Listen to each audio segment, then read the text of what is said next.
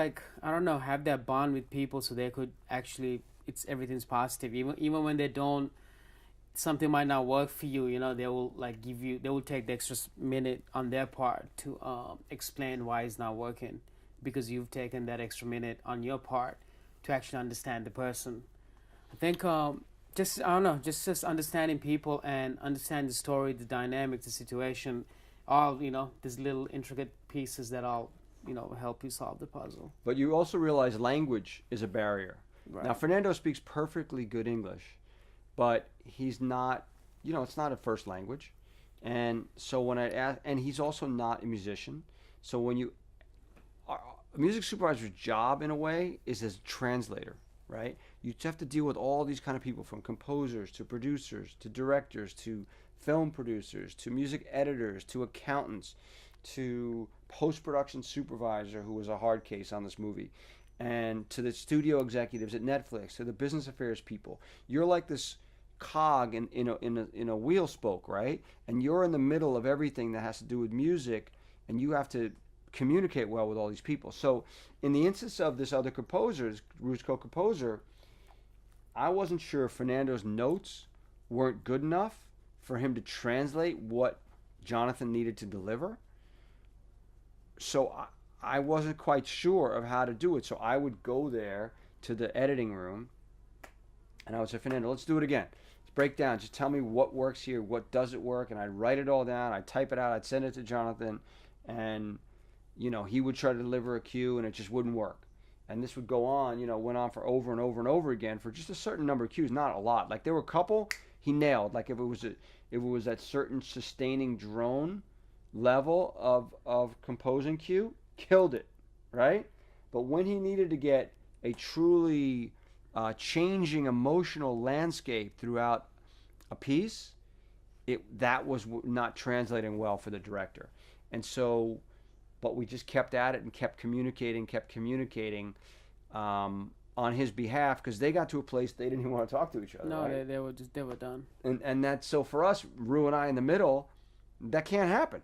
So we have to figure out how to connect up these dots again so that everybody's working together. And on this one, I would say it's, I've done a lot of pictures, and this was one of the most difficult ones because I had a good relationship with both of them.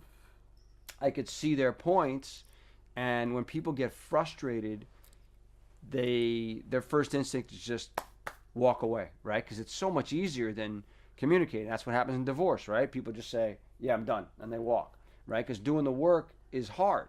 Um, so it's really, like I said, what's interesting about this business is that you learn, no matter how old I am, you're still making mistakes, right? In judging things and people and who you hire and don't, and on how to communicate.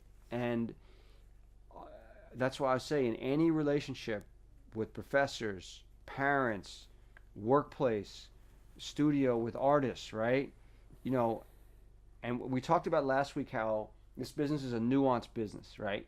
When you go in a room that's full of, let's say, Rue's in a room, he was in the studio with Drake and right, some interesting people. Rue has to have the vibe to say the right thing or not at the right time. Because if he says the wrong thing, that's viewed, he's dumb, stupid, whatever the case may be, he'll never go back in that room. Like I had a meeting recently with R. Kelly about possibly doing a movie. I brought Rue because I knew Rue loved R. Kelly, but I knew that Rue would never say something whack, in front of a guy like this. He's only going to add value, creative value to the conversation. And that's it for any of you in the context of anywhere you are in this business. You have to be able to figure out how to say the right thing, right time, and add some really creative significance to it.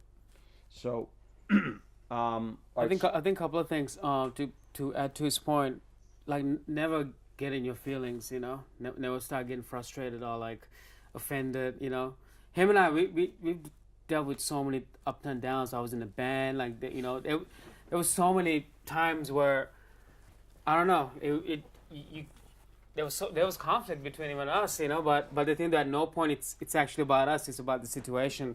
At no point I'm mad or he's mad. So No, we get mad. That's true. I mean, we it got happens. not at each other, but at the problem. We always try to solve it. We don't do like whack shit. We're just Right. always in the zone. Well, it's like a puzzle to figure out how to make it all work sometimes. Like a matrix, you got to figure out the angles of how to, okay, solve this problem.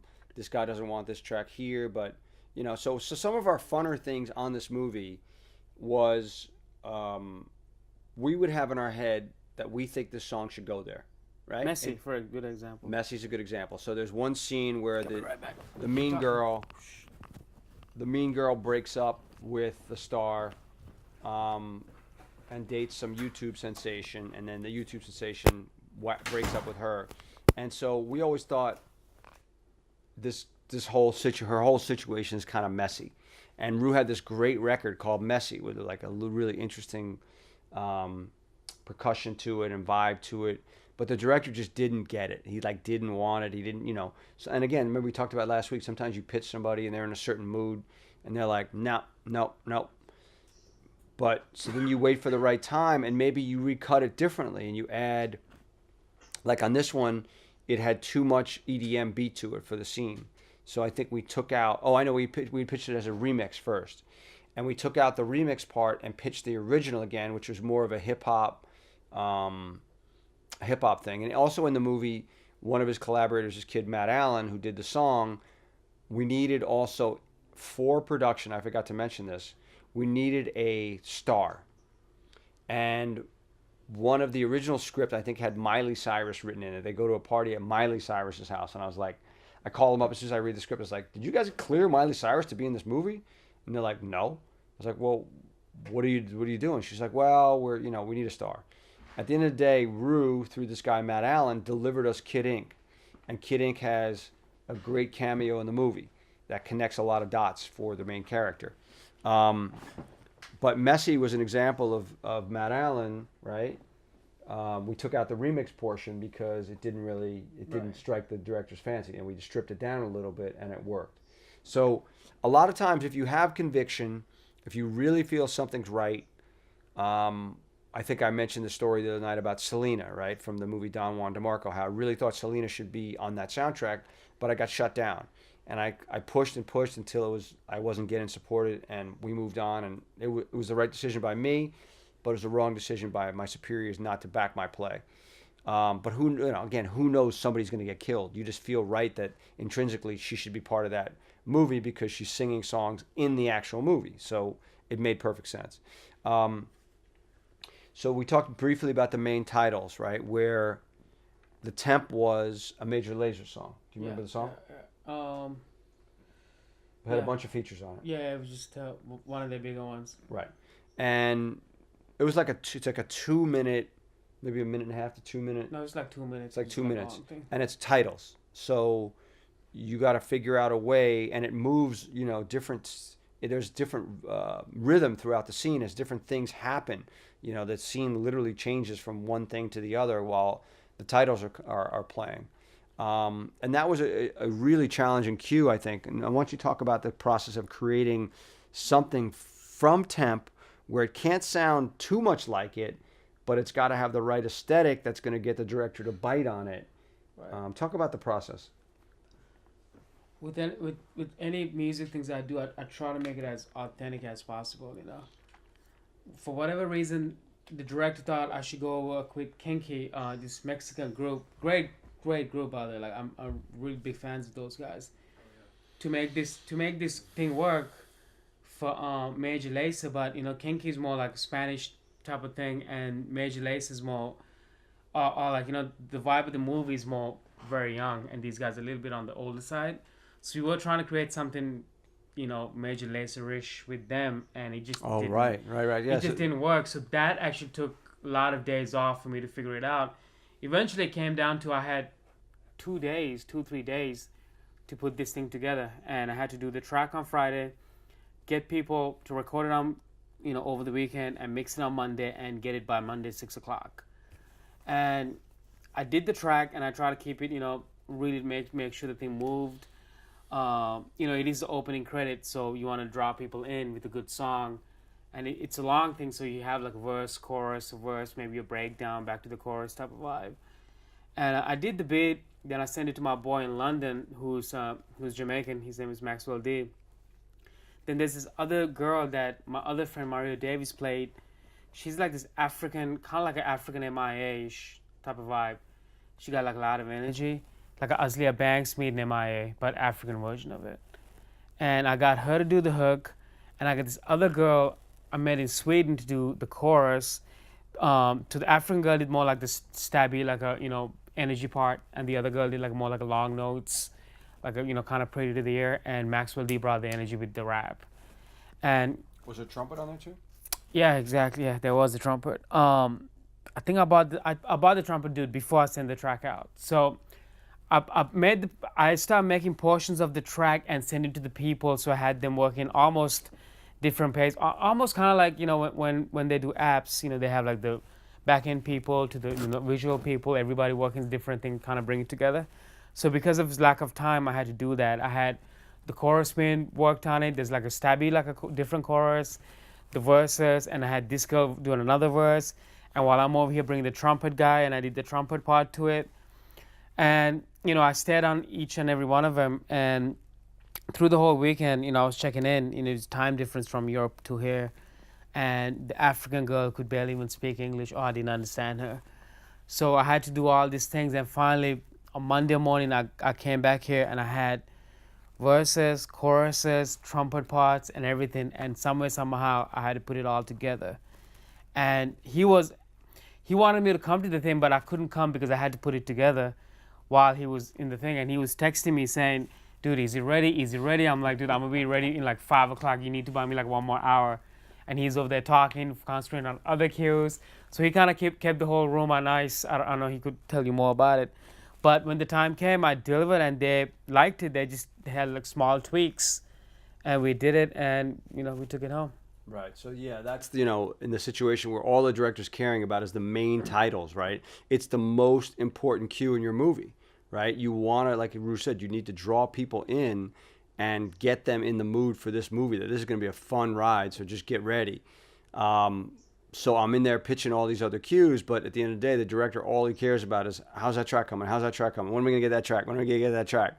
So it's an interesting process that, I'm still getting other things done while I'm there in the edit room. And the process of the edit room, just so you know, is, you sit with the editor of the film, and sometimes the assistant editor, or sometimes the assistant editor will run it for you, and the director's there. And then sometimes the producers will come in, and they'll give their feedback in, which we actually did really well as far as not having a lot of producer interference on this one. They came in a couple times, right? Yeah. They reviewed the music, and they were pretty good. And I again, think they trusted us. yeah. And again, that's the thing about it. Once you build up a relationship with people, people know what you're accustomed to, and they know that you can deliver. So that's part of the thing. And, at the end of the day, we did deliver 32 songs for, not a lot of money. Even if it's little things, it's just very important. I remember even dropping it low. They said they need the clean intro, but I was like, I'll give it to you by 10 o'clock. And I got it to by like 9:30.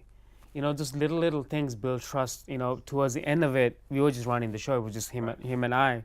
Whatever we want, they just gave us the green light. So I think it just, in any relationship, anything, just building the trust as you go, just keeping your word. And that trust is also, like you said, keeping the word, meaning that when you say you're going to have a paper in on time, or you say you're going to do something, you got to do it, because every little thing is reflective, and everybody, has got the tiny little violins for why things didn't get done. But at the end of the day, your word is your bond, and so this business is built on that. And like we talked about last week, if there's a recommendation for someone that does A student or B student work, I'm happy to give it, as long as you guys are delivering and you guys are participating, because that's what the business wants. It wants smart people who have great personality, great zest for life and what they do, and, want to be all in. So it's interesting to find young people like Ru who have incredible talent, but I've watched his talent grow over the years. And now you can put him in a room with almost anybody, and he's going to come out winning, and that's the most important part of the puzzle. So any questions up until this point? Because that's a lot of information we've been spitting out at you. So someone come up with a question so we could drink water. Oh, we got Rachel. We got our boy. Rachel. I'm sorry, say it again. Oh, we met through when I was at Jive Records. A guy named Gary Jackson, who worked at Hits Magazine. I don't even know why he brought him in my office. He wanted to be a songwriter, and he was pitching his songs, and yeah, like he was gonna manage me, but then he somehow became a songwriter, and he started writing to all my tracks. Then he took the songs he wrote over my tracks to you. So he wanted to play his songs for me, which I don't even remember. Yeah. Right. That's why maybe he didn't email me back. Right. 6 months. Right, because I obviously get pitched a lot of songwriters. So, but again, I just liked his energy and gave him an assignment. He delivered, gave him another assignment, delivered, gave him another assignment, delivered. So it's all about, when you find people that deliver, you go back to them again and again. Other questions? Yes. Like a temp track that a director has, like what indicators do you take from the temp track to make your track? Like is it like the same tempo or what do you take from the temp track? I would say just the feel, to begin with. If it's I don't know, if it's a bunch of if it's a bunch of like young like black dudes hanging out, for example, they might listen to like Playboi Carti, and the director might not know who Playboi Carti is, but like if it's authentic to me, and I would do something like that, you know what I mean? So it's really I would try to stay authentic to. Also, honestly, it really kind of depends on how much time you have. Because if it's like half a day, then you kind of try to like get it done, without taking risks. But for the most part, whether it's a major laser or whatever it was, I try to kind of serve like the feel of the song. Rachel. Can you talk about Smooth Black a little bit, and then how you differentiate between what goes under that name and what goes under your name? Wow. Right. First of all, we should set that up. So, wow, that was a good one. Cheers. Brew as a producer, is always producing records for other people, right? And they're the star, right? Ru's the producer; he's not the star. So, Ru started making kind of a couple interesting smooth R&B jams, which we put one of them right away in this not pool party scene, but the kind of when the two main characters come together in the pool, and he teaches her how to, the main guy is a swimmer, and the female lead is doesn't swim, so he kind of teaches her how to swim, and we put this song over Picture, the Smooth Black record he was calling it, and it was perfect. It was like done. Like director's like, yep, that's it, done. And at the same time, my son, he played it for my son. I don't remember if my son was here. Mm-hmm. He was out of school. He played it for him, and he just kept pushing him like, Ru, this is like a brand. You should do this. You should do this. We talk about it. Yeah, basically Smooth Black. Cause there was like a year period where literally I was with songwriters, artists, and I found myself 3-4 weeks. I mean, I was doing we were writing songs for like The Weeknd to this person, that person. We get no response. But I found like a 4-week period by myself, like a month all by myself, and I just started making music that I really liked. Like I don't know, it was just like moving me. Then my homegirl came in, who was from the EXO camp, and I gave her. She was like, "Yo, this is really dope. Like I really like this." I burned a CD and I gave it to her, because we were both thinking like, we're the only people that listen to CDs. We just made a whole joke out of it. She's like, "You should burn me a CD," and I did. And she said, "Write something," and for whatever reason, I wrote Smooth Black. And that's how we kind of came. You just wrote it on the CD? On the CD, Smooth Black. And then she'd call me about 2 weeks later saying, "Oh, I'm in the studio with The Weeknd, and he loves Smooth Black. This is what he listens to." I'm like, "Oh, great." I was writing songs for this guy for like a year and a half, and all of a sudden I do something for myself. He loved it. Then came to the studio, and I'm in his studio when he's in LA, so he was like, "Dude, this is dope. You got to keep going. This is great." And I love the name Smooth Black, and everybody's like, "Oh, Smooth Black is a blah, blah, blah, blah." Everything was great. His son came not too long afterwards, and I played him a bunch of tracks, and he just kept picking, "Dude, that's fire, that's fire, that's fire. What is that? And he would just only choose the Smooth Black songs. Then he would literally push me. He would text me, push me, everything like, "You need to do this Smooth Black." Then through another friend of mine, somehow, then I came up with the logo. I started taking it seriously. ASAP Rocky, once again, somebody I really look up to. came up to me and be like, "Yo, this is a fashion brand. This is dope. Like, you have it trademarked?" And I had not trademarked at the time, but I was like, "Yeah, absolutely, dude. I got it everything on lock." He was like, "Dude, this is dope." And so I don't know, all the things that I wanted to do start happening because of something I did only for myself. And now, we have a film crew, kind of, like a video crew we put together. And Simon Fuller the other day said he's a fan of Smooth Black. He want to do something with it. It just now has becoming kind of like a focal point of what I do. And so basically whenever it's the vibe of that, I put Smooth Black, because in film you have to have a long range. It could be like a Black Keys type of song to like a Major Lazer song. With Smooth Black is really a certain feel. And if do you guys all have Instagram? Of course you do. You guys are young. Okay. Go to Instagram. Follow Smooth Black. It's Smooth, SMOOTH BLAQ, and you'll immediately get the vibe and the feel. It's all black and white. It's very smooth. So once you do Very that, black and white. it's very black and yeah, it's very like smooth. And there's a feel for it. So whenever, if it doesn't fall under that, I don't put it under Smooth Black. If it does, I'm gonna put on Smooth Black. But for mainly movie things, because of it needs to be so crazy, I go and put it under my name. So Right. that So would in be other the words, difference. this is like a producer, much like whether it's DJ Khaled or whatever, at his own level, building his own brand, right? Which is his own thing, but it's not like he's out there telling people who Smooth Black is. Part of it is that build up a little bit of the mystery and just put it out there and people vibe it. And putting out interesting videos that are not attached to any real artist or personality. I think like with the Smooth Black too, I don't put my face on it, so it's something that could live on even beyond me, And if I could eventually like pass it on to somebody else, it could just live on.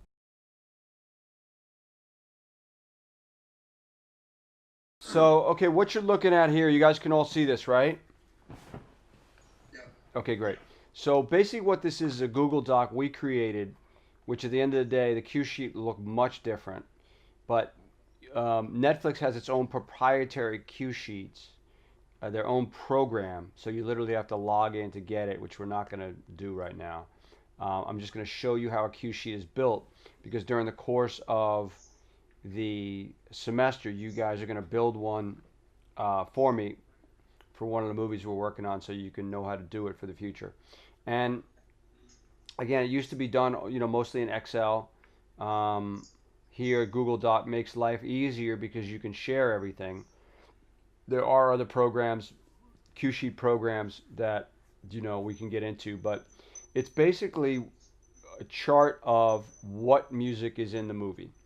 And so if you see, from the top, the film name, director, release date, program length, type of project it is, film, TV, whatever.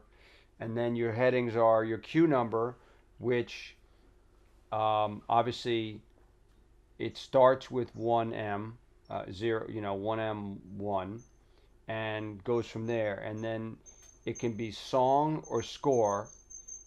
In particular, for these we're talking songs.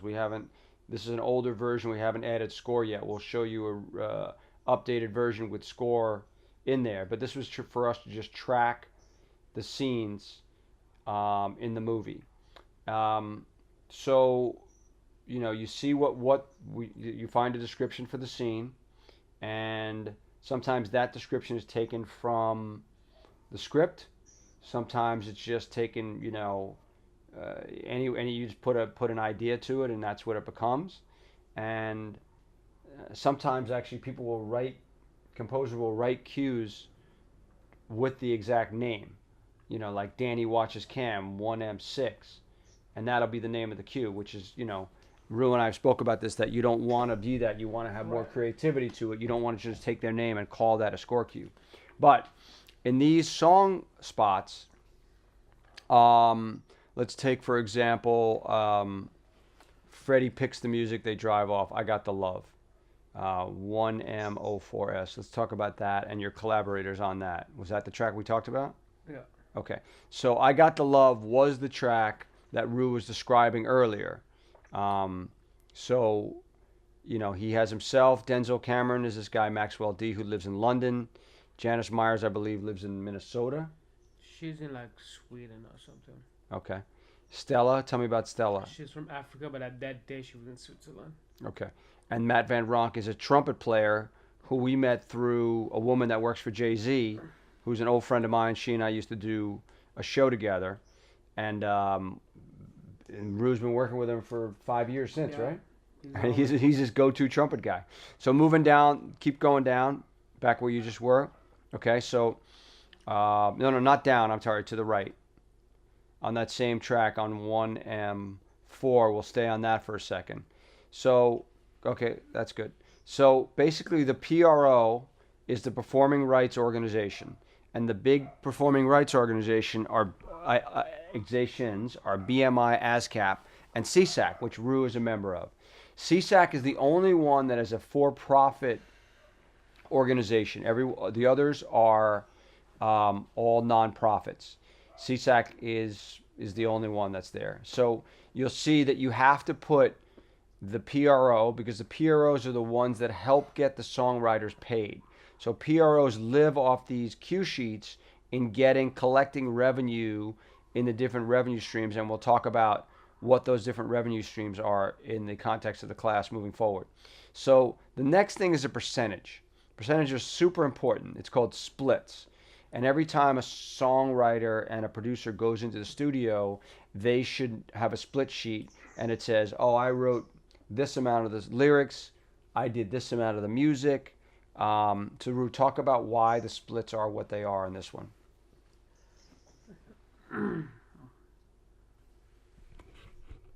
Let me see. Whenever I usually have somebody play a trumpet part or whatever, I try to keep it 10 to 15%. Usually how it breaks down is like the music section and the lyrics and the melody section. 50-50. 50-50. Right, and then you go from there. Yeah, so I basically did the whole beat by myself. And I kind of wrote the chorus too a little bit, but I didn't want to because you have so many people, so many things to go around. I gave my trumpet dude 10% of my 50 thing, and I divided the other part up accordingly, who's doing the most. I think Maxwell D have 2 verses, Stella has 2 verses, so I gave them 20 each, and 10% for Janice, who did like this chorus, almost like this chanty thing you could barely even notice in the back. So I think that's a fair breakdown. Right, so now, again, the Rue has to err on the side of, this is not only back-end money, this is front-end money. So, for example, I think we cleared each of Rue's songs at $1,000 aside. So that means $1,000 for the master, which Rue controls, and $1,000 for the publishing, which is split like this. So literally, Rue makes $400 on a track, another person $200, another person $100, another person $20, which is super low, crazy low numbers. So they're buying into the fact that Rue is scoring this film and basically owning this film. So it's based on the relationship, because it's almost not worth their time even. Yeah, right, because sometimes all these it's people volume. All these people are like my homies, so they're right. It's a volume business Yeah. that you have relationships, and they come in, and hopefully the next film is a much bigger one with more money. So let's move down a little bit, Julie, and go back to move over. Okay, so this does have score on it. So you can see where it says Jonathan Zalbin. So that's the co-composer we were talking about that didn't exactly get along as well with the directors we would have liked.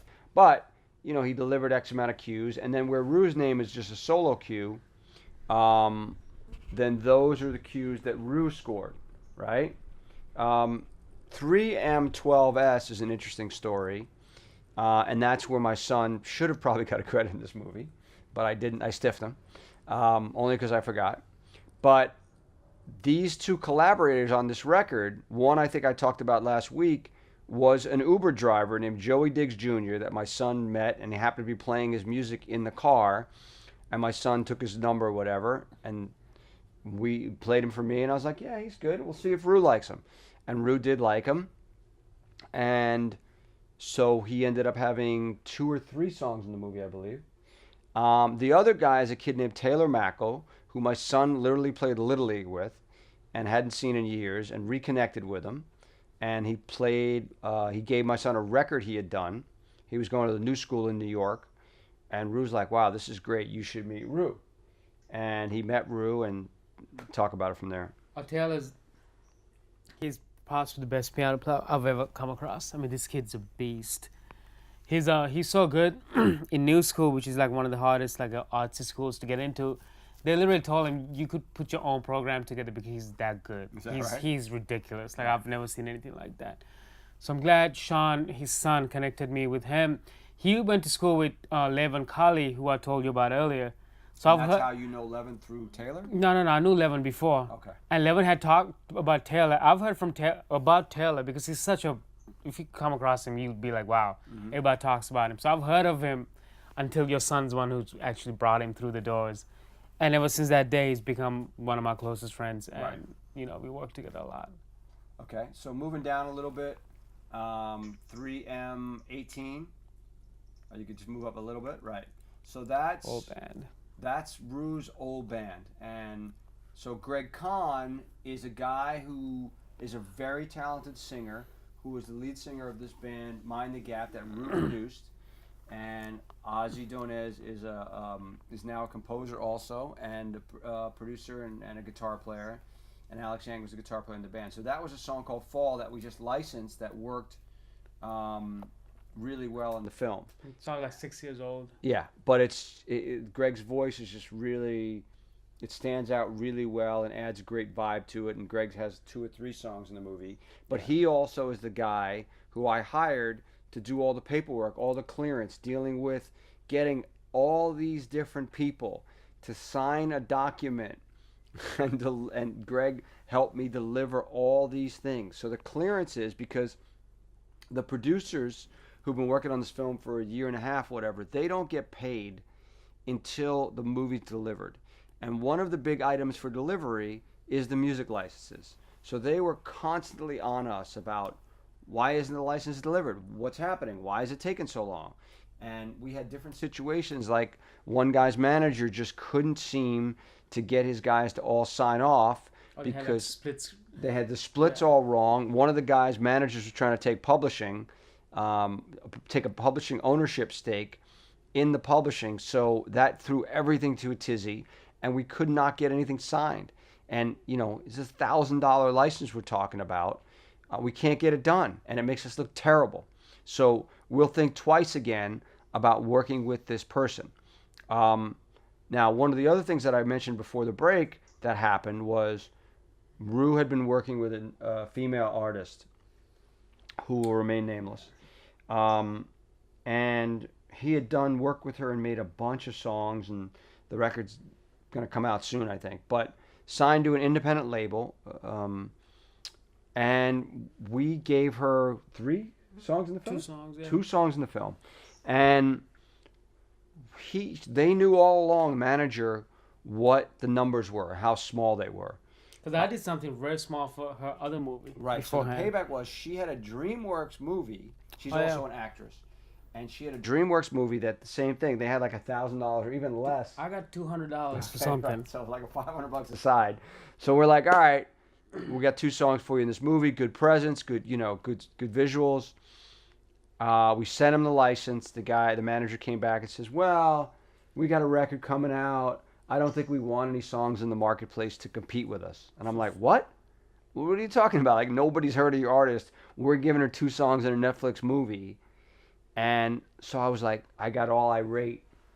And then all of a sudden, we realized, like, fuck them, right? They got to go. So, but over the course of the weekend, Ru big boyed up and created 2 new pieces of music, or maybe stripped one of her vocals. I forget what it was. I think he created one and stripped one, and we just revoiced it. Yeah. Right? So, but all of a sudden, Fernando, the director, was like, what do you mean you can't clear this artist? Like, Right. You told us it was all good. Well, it's all good until it's not all good. And in this case, it proved to be not all good. But, you get this immediate hurt, like, wait, you're not playing ball with us? He was a little turned up. I was a little bummed out. Because, when people don't play ball, it just bums you out, right? And you're Also, like, this one's different because I've spent a lot of time. a year. making this girl's record exactly. And even he was like, dude, you spend a lot of time, and I was really for like, free. yeah, I was really like committed to it, and in return she did that. But we haven't seen or heard from her since. Or I've heard, but I haven't got in here. Right, but so like I said, you realize you think they're your people, and then all of a sudden, when push comes to shove, maybe not so much. So anyway, all right, keep going up. Let's just go scan through the rest of them. See, we talked about that song "Messy," and that was just Rue did the track. Matt did the really interesting vocal. We loved it, and it got rejected. There was a remix version that got rejected, and then we stuck with it. And it got it got in there. The cue right under, not under that, but a couple over that, "Sunset on the Pier," 4M22, Cameron and Danny first kiss. I end up doing that. Did you? Yeah. Okay. Oh, okay. That was the one, right? Mm-hmm. Yeah. So Rue had to take that one over. It didn't quite get done. So you see 5M33, Danny on stage, DJ's party goes crazy. That was one of those songs we spoke about. That was one of Steve Aoki's label, and that was one that our director just loved.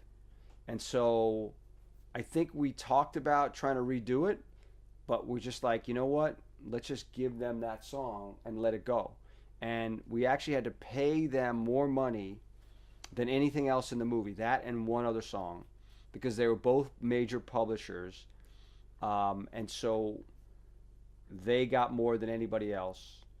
And that was part of the other thing too. So we kept MFN of all of Rue's collaborations, but there were two other songs outside the MFN, that and one other, that we basically had to say, okay, these songs are getting $5,000 all in, everything else is getting $2,000 all in. And once you establish that double MFN setup, the two-tiered setup, then everybody either has to play ball or go away. And we were able to contain everybody to do this. 6M42 is what would have happened more.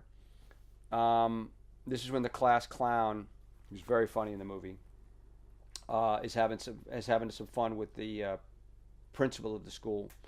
And that's a track that Rue and Jonathan created together in the studio because they had time together and they spent a day doing it. We did it with the kids here too. Who was here? Your class. One of your classes. Oh, that's right. American kids were here for a field trip. And they actually saw the beginnings of that day where they started to make this track. And they actually gave notes. Yeah. They actually heard the first pass and gave some really good notes on that track. So, and then we talked about, on 6M49S, we talked about two American University alumni, Jackie and Alex. We got a song. I'm going to see Jackie tomorrow. Oh, yeah?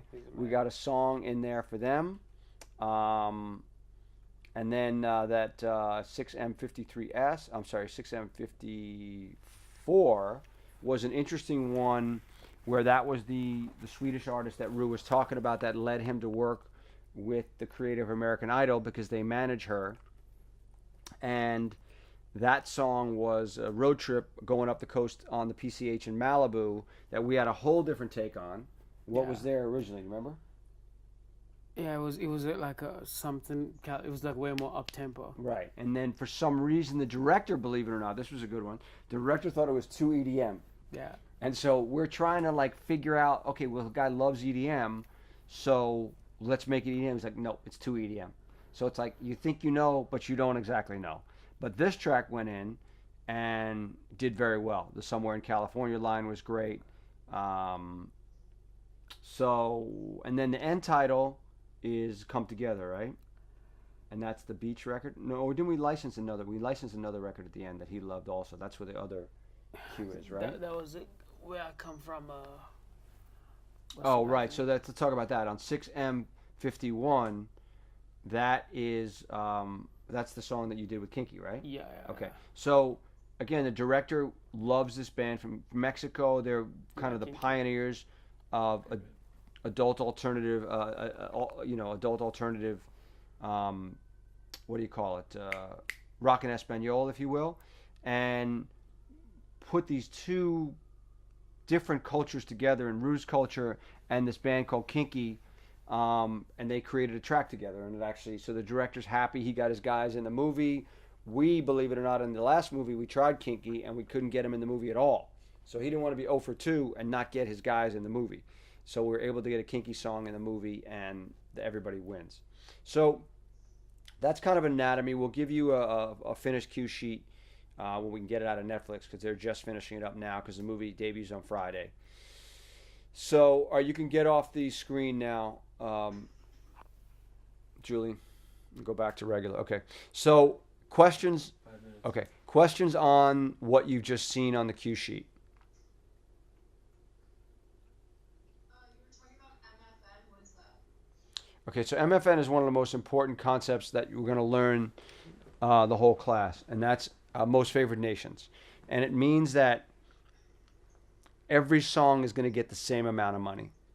So this way, and one of the fun things we do, like, you know, if we get a great artist like Bob Dylan's manager, right? He plays ball on small movies because he loves independent movies. And so all of a sudden you get a Bob Dylan song in your movie for $5,000, whatever the case is.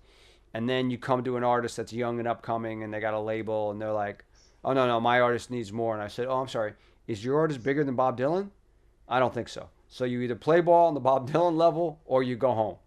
And so that MFN, however you get that created, is what you can do. With Ru, it was like these were all his collaborators for the most part, or people he had done business with. So we say, look, we're sorry, it's not a lot of money, but you're in a Netflix movie, and maybe there'll be more Netflix movie and there'll be bigger budget next time.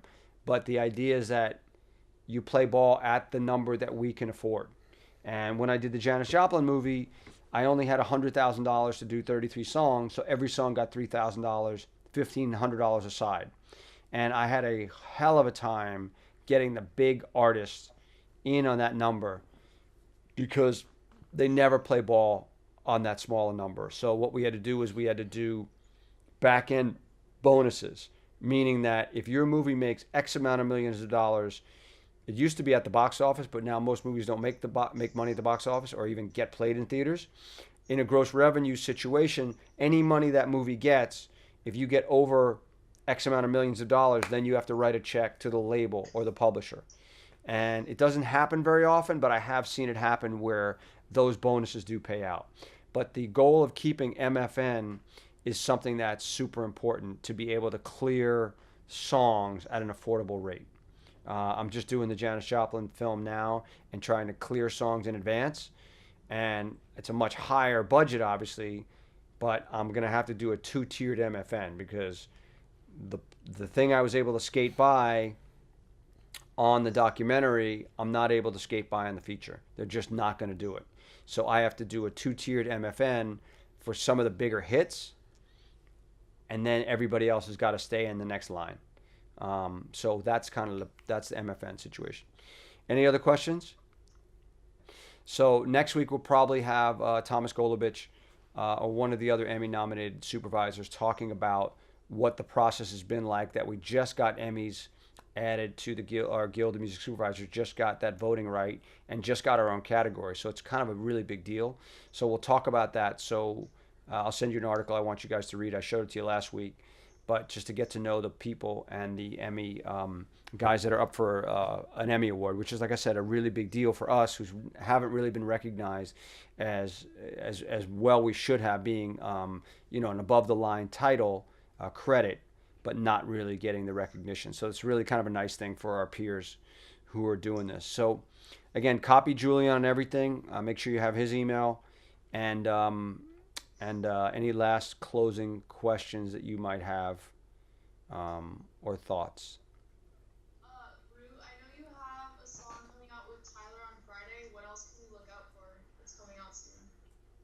Yeah, I have the Smooth Black thing dropping Friday, and there's another song called Sail Away, the end title for the movie, that's coming out Friday as well. It'll be on like Spotify playlist, Apple playlist, Yeah, we'll send you that video also. And I'll also do, guys, just stay in touch.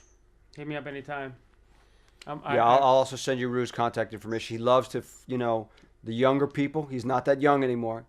and he loves to find out. You know, my kids are always hitting him up. My 16-year-old, 19-year-old, hitting him up with music, and he loves, you know, getting turned on to stuff. So if you guys got interesting stuff, Yeah, like Jacket's coming tomorrow for like a dope photo shoot. Zach's gonna be here. Zach One of you Borson, I guys. don't know if you know him, graduate, another AU graduate. So I really like, have a lot of your people around. You send them dope concerts, everything. So any of you guys, anytime, hit me up, especially if you're in LA. And Rachel, next time you're down, we gotta make it happen too. Yeah, absolutely. All right, guys, thanks so much for your time, and we'll see you next week.